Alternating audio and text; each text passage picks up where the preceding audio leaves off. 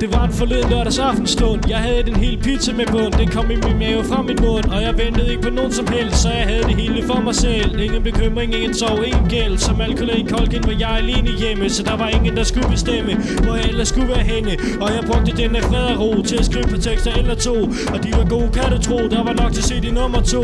Der var nok af ting jeg kunne nyde, men så begyndte jeg at høre lyde. Jeg var ikke Bacardi-stiv, så var jeg mundnaiv.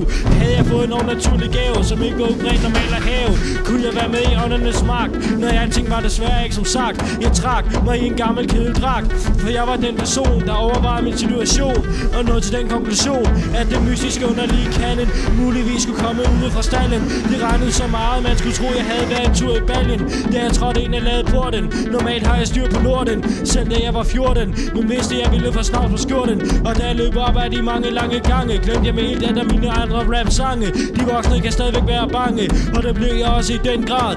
Jeg var faktisk kun rad, for nu er det sådan, at vi bruger en kanal til det, der kommer ud af dyrenes anal, og helt det ned, hvor svinet skulle havnet. Og jeg mener ikke en, man alligevel vil have savnet. Nej, jeg mener krisen, helt af det sgu bogstaveligt. Det var sgu fandme ærgerligt, så deles beklageligt. Jeg gik rundt og bandede og svoglede over det lort, som jeg skovlede, mens mine forældre gik og baglede. Og min bror var på netcafé, så hvordan skulle jeg kunne få det til overhovedet at fungere? Jeg var modtagelig for gode idéer. Her nyttede det ikke at være en af de MC'er, der præsterer at punktere det, de andre kan præstere og levere.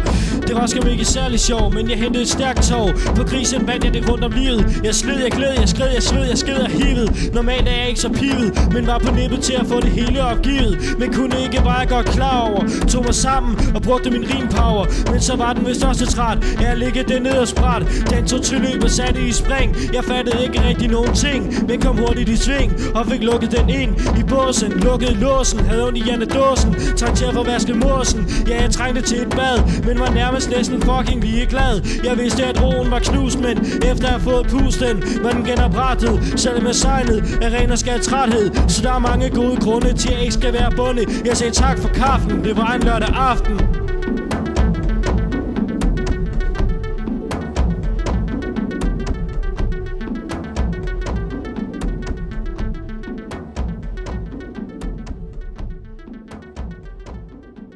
Ooh.